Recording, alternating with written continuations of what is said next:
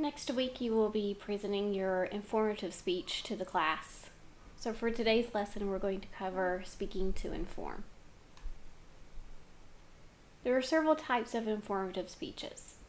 You can do a speech about objects. I've had students before that when the iPhone 6 first came out, he did a informative speech on the phone and let all the students know about the new apps you could get and the new dimensions and all that. That can be an informative speech.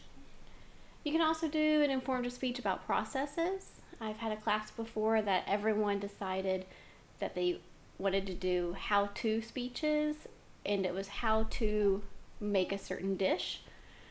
The only thing with that is if we're going to do how to make food, then everyone needs to bring food. And then at the end of class, we all had a potluck. There have been speeches, of course, about events. I've had a student before that travels throughout Europe to every music concert going on, and so he talked about how he can find the music events and how he gets to all these events. Any students who also work in marketing, they will also promote their next event for the base. You can also do speeches about concepts if you have an idea about something, or if there's a new agenda out. I've had a student before do an informative speech on the TPP. So there are several different ways that you can reach out and find informative speech topics. Things to be aware of for your informative speech. Number one, don't overestimate what the audience already knows. I've had students before that will start using military lingo, but then a quarter of the class is not military, they're spouses, and they don't understand what all these capital letters mean until you put meaning behind those words.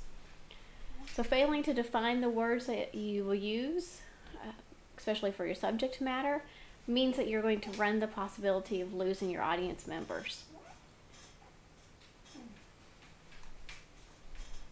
Another thing to keep in mind is that you want to relate the subject directly to your audience.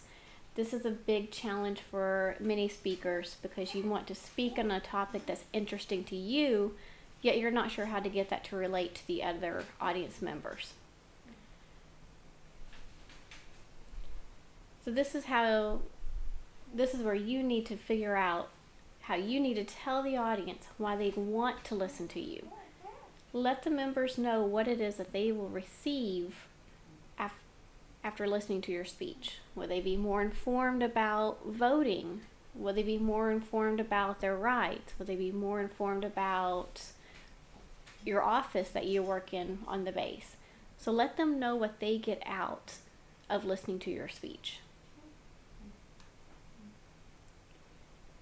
Don't be too technical. This refers both to your subject matter and your language. So you want to avoid the use of jargon and technical terms. Be sure to personalize your ideas. This is where you will present those ideas in human terms that relate in some fashion to the experience of the audience. I've had a student before who works in the clinic, and she is one of the members in the back that fills your prescription. So she started her speech with, "How many of you wonder why it takes us an hour to fill your prescription?" And of course, everyone in class raised their hands, and she said, "I want to take you through the life process of getting your prescriptions to you." So instead of sitting there talking about, "This is what I do, this is my job," boring bullet points, she instead made it more lively by telling you it's the life of getting your prescription filled.